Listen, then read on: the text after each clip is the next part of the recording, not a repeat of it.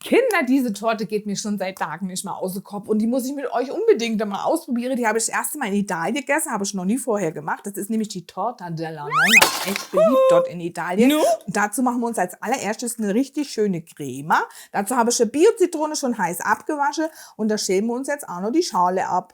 Jetzt habe ich schon den Ofen vorgeheizt, 170 Grad Ober-Unterhitzt. Und da kommt jetzt noch ordentlich Milch dazu. Und es wird dann zusammen erhitzt. Meine Güte, da freue ich mich drauf. Ich liebe ja Zitrone. Und in Italien, in den Torten sind ja immer Zitrone oft drin, so als Aroma. Das ist echt der Hammer. Jetzt haben wir uns hier mal 3 Eier gleich ins Töpfchen. Und das Schöne ist, wir brauchen nicht einmal eine Küchenmaschine. Das geht alles ohne, so wie es halt die Nonna oder die Oma halt früher gemacht hat. Ne? Dann kommt hier noch ein bisschen Zucker dazu. Und dann fangen wir schon mal an, ein bisschen zu rühren. Und natürlich ist klar, bei der Joanna ist immer was los. Da fällt die Eierschale gleich runter. Ich glaube, die will ins Waschbecken fliegen.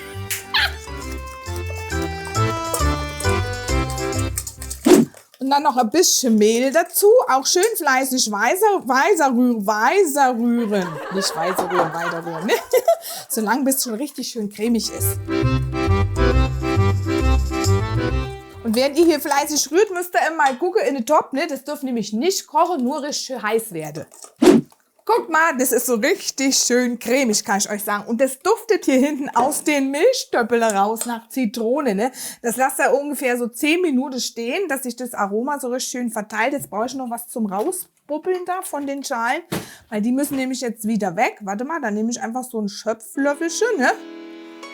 Und tun wir die mal rein. So, nein. Und dann tun wir dann die heiße Milch ganz vorsichtig einrühren. Und immer fleißig rühre, gell? Mensch, du, das klappt doch einmalig. Da fühlt man sich direkt wie so eine italienische Mama, ne? Ich liebe ja Italien sowieso und ich vermisse das ja echt, ehrlich gesagt. Du musst bald mal wieder hin. Jetzt brauche ich meine Platte hier wieder, hallo? So, einmal aufgemacht wieder. Und dann tun wir das Töpfchen hier nochmal draufstellen und unter fleißigen Rühren ein bisschen aufblubbern, dass es schüttig wird. So, gucke mal hier, da braucht ihr gar nicht viel kochen. Wenn das so ist, ist es so richtig schöner Pudding, ne? Und dann können wir es auch schon runternehmen gleich von der Platte und dann decken wir es noch ein bisschen ab für einen Moment mit so ein Stückchen Frischhaltefolie, ne? So, gucken wir mal, das passt schon. Und dann stellen wir mal zur Seite. Und jetzt brauchen wir natürlich auch noch einen schönen Teig, ne? Da geht's dann auch gleich weiter. Und da brauchen wir wieder 3 glückliche Eier. Flupp. Und wie gesagt, ihr braucht überhaupt keine Küchenmaschine. Da reicht auch so ein Holzlöffelchen zum Umrühren. Schau mal, da kommt jetzt nämlich dann auch so ein bisschen Vanillezucker noch mit dazu. Und ein bisschen Zucker, klar, ne? Ein bisschen ist gut. Eine ordentliche Menge hier. Und das tun wir erstmal ein bisschen Eirühren.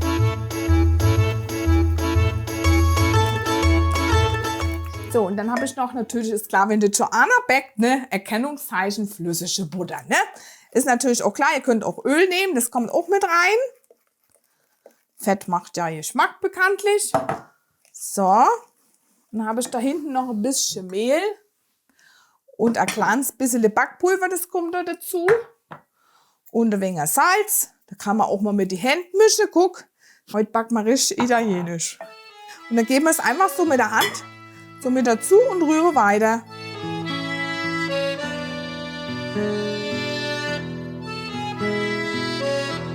So, guck mal, ist der nicht so richtig schön morbide, sagt man, ne? So richtig schön weich. Und jetzt muss man dann noch ein bisschen durchkneten. Dazu tue ich mir ein bisschen Mehl auf der Arbeitsplatte und dann hauen wir mal so richtig ein bisschen durch hier. Ruhig so ein bisschen knete, solange bis nichts mehr an die Finger pappt. Weil das Mehl ist ja auch unterschiedlich immer mit der Aufnahme von den flüssigen Zutaten oder von den halt nicht trockenen Zutaten, ne? Müsst ihr ein bisschen gucken. Kommt drauf an, welches Mehl ihr nehmt. Aber so passt jetzt wunderbar, guck. Und davon nehmen wir uns jetzt mal die Hälfte ungefähr weg. Blub, blub, blub, blub. Das war die Fingerteigkarte. Das muss man uns jetzt nämlich hier ausrollen. Oh Gott, ausrollen. Mensch, was ist denn da wieder für ein Dialekt heute? Ausrollen, ne? Und dazu nehme ich mir so ein bisschen Backpapier. Anne schon, sonst rollt sich's. Dann mache ich auch ein bisschen Mehl drauf, ne? Guck. Dann brauchen wir natürlich noch Nudelholz. Ein bisschen drüber noch. Und dann schön rund ausrollen.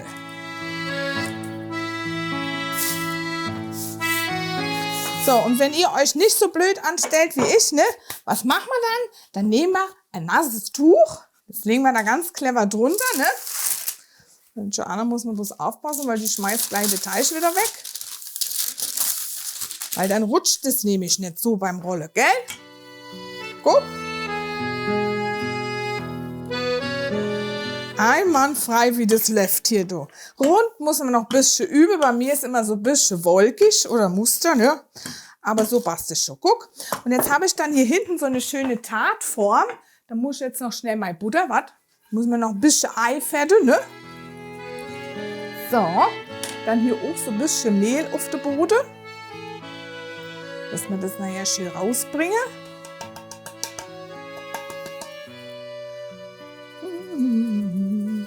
So, und jetzt geht's los. Das wird jetzt schon passen, ne? Jawohl. Jetzt müssen wir das dann praktisch jetzt hier so drauf darüber stülpeln, ne? So, naja.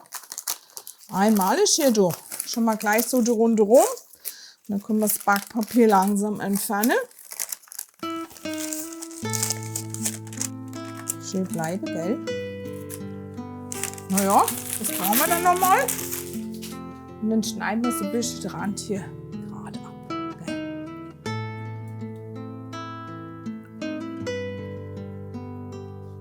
Ach, ist das nicht herrlich? Meine Güte, du, da freue ich mich jetzt so richtig drauf, du. So, den Rest vom Teig heben wir natürlich auf. Und jetzt haben wir das soweit vorbereitet. Ist ja, ich bin echt ganz begeistert schon mal, wie das anliegt. Hier ist jetzt oben so ein bisschen was weg, aber das ist jetzt nicht schlimm. Und jetzt kommt auch schon der Pudding dazu. Den rühren wir noch mal ein bisschen schön um. Warte mal, brauche ich einen neuen Löffel. So, und dann kommt das schon darin, ne?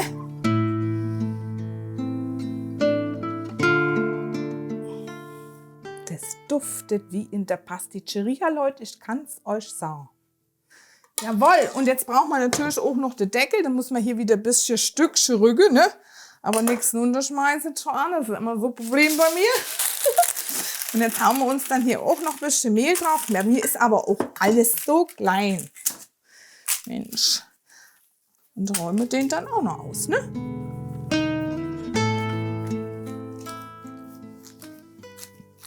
Nein, das geht so nicht, weil ich sehe das schon gleich unten liegen, ne? Ich tue das mal lieber ein Stück zur Seite stellen, dann habe ich mehr Platz zum Rollen, gell?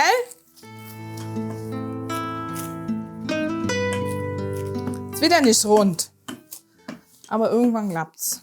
Das verspreche ich euch. Kriegt das einfach nicht hin, ne? Aber das Wichtigste ist, dass das dann halt passt, ne? Vom Umfang her. So, okay. Dann nochmal ein Stück Rücke hier. Dann wieder zurück das gute Stück. Und Deckel drauf. Achtung. Jetzt kommt ich, du. Der ist ja super. Klappt ja wie am Schnürchen hier, du. Sag, man muss sie einfach mal rantrauen, ne? Sonst wird's ja nix. So, und jetzt müssen wir dann auch hier die Ränder wieder schön abschneiden. Reste könnt ihr natürlich aufheben, da könnt ihr auch Keksle backen oder lasst die Kinder ein bisschen ausstechen, da haben die auch ihren Spaß, gell? Okay, und jetzt müssen wir das hier so ein bisschen reindrücken. Insgesamt. So, die Ränder zusammenkommen. Meine erste Torta della Nonna. Ist das nicht schön und ihr seid dabei? Yay! So, jetzt brauche ich noch ein gelbliche, weil da tut man das jetzt nämlich dann noch so ein bisschen verfeinern, ne? Da so reindrücken. Dass das auch schön hält zusammen dann. Da gibt es manchmal so ein paar Tricks, ne? Und dann klappt das, weil bis jetzt hat es echt super hingehauen hier. Bin ich ja mal gespannt, wie es weitergeht. Und jetzt tun wir hier oben noch so ein paar schöne Pixchen so einfach rein. Ja, genau. So ein bisschen italienisches Muster. Ach, da freue ich mich jetzt echt drauf, ne? Sag, das geht so schnell. Und der Clou sind jetzt ein paar Pinienkerne. Und die kommen jetzt da auch noch drauf. Und schon geht's ab in vorgeheizte Ofen.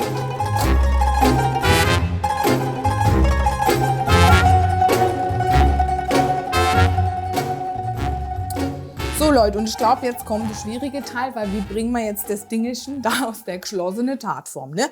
Es hätte sich vielleicht angeboten, eine zweiteilige zu nehmen. Viele von euch haben sie vielleicht zu Hause. Ich jetzt natürlich nicht. Klar habe ich die genommen, würde ich euch aber nicht empfehlen. Ich habe auch geguckt, ne? Jeder hatte Torta della Nonna, aber die haben nicht gezeigt, wie sie es aus der geschlossenen Form rausbringen. Also wir probieren es. Ich gucke auch immer, ob man für einen Online-Shop so zweiteilige kriege, ne? Und dann macht er die besser da drin. Also ich stürze die jetzt auf jeden Fall vorher durch noch mal ein bisschen den Rand anlöse und dann gucken wir mal, ne? Oh Gott, ne? Das kann ja was werden. Also Achtung! Kommt sie? Ach, schau da hin! Yeah. Das hat geklappt, das wird nicht einmalig. Hier schnell wieder rum, da das Ding. Schau mal hin. Hoppala! Tada! Da ist sie! Einmalig, du kannst das sagen. Es hat ja wirklich geklappt. Das ist doch wirklich super hier, Leute. Guck mal, und jetzt kommt noch ein bisschen Puderzucker drüber. Ach, schön, gell? Und jetzt schneiden wir es an. Na, jetzt dürfte ja eigentlich nicht mehr viel schief gehen, gell?